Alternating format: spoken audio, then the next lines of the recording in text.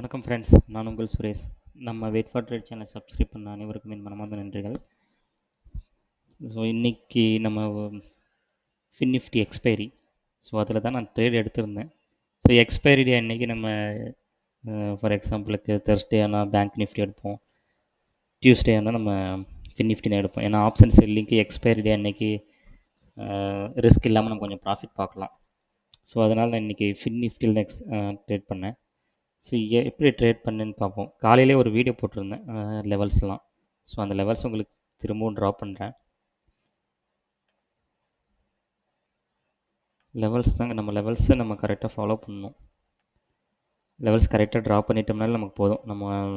நம்ம ட்ரேடிங்கில் நம்ம கரெக்டாக சக்ஸஸ் ரேட் இன்க்ரீஸ் ஆகிடும். ஓகே, மார்னிங் பார்த்திங்கன்னா இந்த இடத்துல ஒரு ரெசிஸ்டன்ஸ் எடுத்திருந்தேன். ப்ளஸ் அதை பிரேக் ஆனால் இந்த இடத்துல ஒரு ரெசிஸ்டன்ஸ் இருக்குது இல்லைங்களா, இதை வச்சுக்கலாம். இந்த இடத்துல ஒரு ரெசிஸ்டன்ஸ் வச்சுருந்தேன்.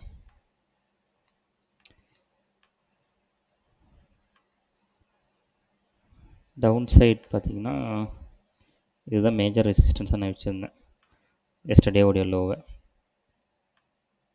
இதை கிராஸ் பண்ணால் எங்கே போகும்னு பார்த்தீங்கன்னா, இதை கிராஸ் பண்ணால் இந்த இடத்துல ஒரு ரெசிஸ்டன்ஸ் வச்சுருந்தேன். அதுக்கப்புறம் இங்கே ஒரு ரெசிஸ்டன்ஸ் வச்சுருந்தேன் நான். இதுதான் சப்போர்ட் வச்சுருந்தேன். இதுதான் மார்னிங் நான் ட்ராப் பண்ண லெவல். நம்ம இன்றைக்கி நம்ம இன்றைக்கி 1% ப்ராஃபிட் பார்த்துருக்கேன்.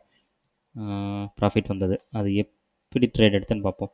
ஸோ ஃபஸ்ட் ½ hour ரொம்ப க்ரூசியல் இல்லைங்களா, அதுவும் அது இன்றைக்கி ரொம்ப க்ரூசியல். ஃபஸ்ட்டு 2 minutesல ரொம்ப ஒரு பெரிய மூமெண்ட், கிட்டத்தட்ட 90 பாயிண்ட்ஸ் ஃபின்னிஃப்டியில் மூமெண்ட்லாம் ரொம்ப பெரிய விஷயம். ஸோ ஃபஸ்ட்டு 2 minutesலேயே அந்த பெரிய மூமெண்ட் வந்ததால் எனக்கு என்னோடய ஜட்ஜ்மெண்ட் என்னவாக இருந்ததுன்னா, இந்த ரெசிஸ்டன்ஸை கண்டிப்பாக தாண்டாது. இந்த ரெசிஸ்டன்ஸை கண்டிப்பாக தாண்டாதுன்னு எனக்கு ஒரு நம்பிக்கை இருந்தது. அப்படியே தாண்டினாலும் நம்ம அதை ஸ்டாப் லாஸை வச்சுக்கலாம்.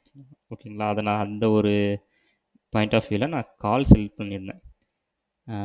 9500 கால் செல் பண்ணியிருந்தேன் மார்னிங் ஒரு 9:30 பக்கமாக. அந்த வியூவில் நான் கால் செல் பண்ணியிருந்தேன். ஒரு 500 குவான்டிட்டி 560 குவான்டிட்டி செல் பண்ணியிருந்தேன். அதோட ப்ரீமியம் பார்த்திங்கன்னா 13 பாயிண்ட்ஸ். ஸோ நமக்கு எல்லாம் போக ஒரு 10 பாயிண்ட்ஸ் எனக்கு வந்தால் போதும். ஒரு 1% ஆஃப் ப்ராஃபிட் நம்ம எடுத்துடலாம். 1% ஆஃப் ப்ராஃபிட் செல்லிங்கில் எடுக்கிறது நல்ல ப்ராஃபிட் தான், குட் ப்ராஃபிட் தான். ஸோ அது போதும்.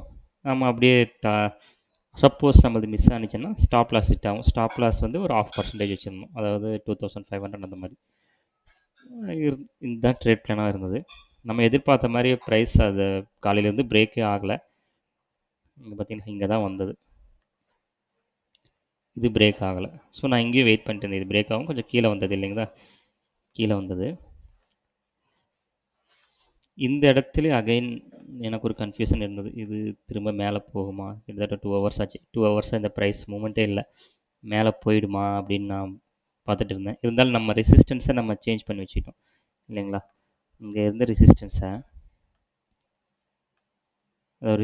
இங்கே நம்ம ஸ்டாப் லாஸே வச்சுருந்தோம். நம்ம ஸ்டாப் லாஸ் மூவ் பண்ணி இங்கே வச்சுட்டோம். ஸோ இதை கிராஸ் பண்ணால் நம்ம எக்ஸிட் ஆகிடலாம், ப்ராஃபிட்டை புக் பண்ணி எக்ஸிட் ஆகிடலாம் அப்படின்னு நம்ம வந்து அந்த பிளானில் இருந்தோம். பட் அதையும் பிரேக் பண்ணல, கீழே தான் வந்தது. ஸோ கீழே வந்தப்போ நான் இந்த தேர்டு பிக் கேண்டில் இருக்குது பார்த்தீங்கன்னா, ரெட் கேண்டில் 1 2 3, இந்த பிக் கேண்டிலில் எனக்கு ப்ரைஸ் வந்துருச்சு. நான் நினச்ச ப்ரைஸ் வந்தது. அதாவது ப்ரீமியம் வந்து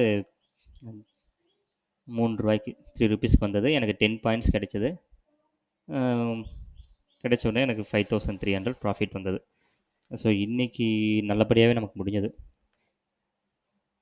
அதுக்கப்புறம் பார்த்திங்கன்னா நான் எக்ஸ்பெக்ட் பண்ணவே இல்லை மார்க்கெட் இந்த அளவுக்கு வயலண்ட்டாக மூவ் ஆகும்னு. கிட்டத்தட்ட எங்கேருந்து பாருங்கள், 19,410லேருந்து போயிடுச்சு.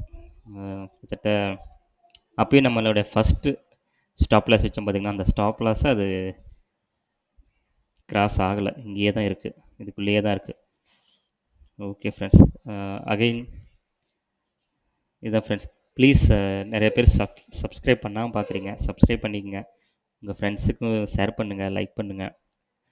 ஸோ சப்ஸ்கிரைப் பண்ணிங்கன்னா நான் போகிற எல்லா வீடியோஸும் வரும். நான் நாளைக்கு அப்டேட் பண்ணுறேன் உங்களுக்கு லெவல்ஸ் என்ன எப்படி இருக்குன்னு. நாளைக்கு பேங்க் நிஃப்டி தான் ஆக்சுவலி வெனஸ்டே இல்லைங்களா. ஸோ எக்ஸ்பைரி டேக்கு ஒன் டேக்கு முன்னாடி. ஸோ பேங்க் நிஃப்டி நாளைக்கு பார்ப்போம். தர்ஸ்டே அன்னைக்கு நார்மல் எப்பயும் போல் நம்ம பேங்க் நிஃப்டி பார்ப்போம். ஆமாங்க. ஸோ நெக்ஸ்ட் மந்த்து ஜூலை 7லேருந்து இன்னொரு அப்டேட் வந்திருக்கு இல்லைங்களா. பேங்க் நிஃப்டி வந்து ஜூலை 14க்கு மூவ் பண்ணுறாங்க. ஸோ அது ஒரு குட் நியூஸ் நமக்கு. செல்லர்ஸ் எல்லாத்துக்கும் குட் நியூஸ் தான். 3 டேஸ் வரும் நமக்கு weekly. Tuesday, Thursday and Friday.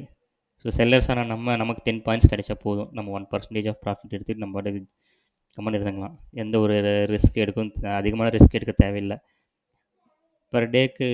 Per வீக்குக்கு 3%னால் நமக்கு அப்ராக்சிமேட்லி ஒரு 10% ஆஃப் பர் மந்த் நம்ம எடுத்துடலாம்.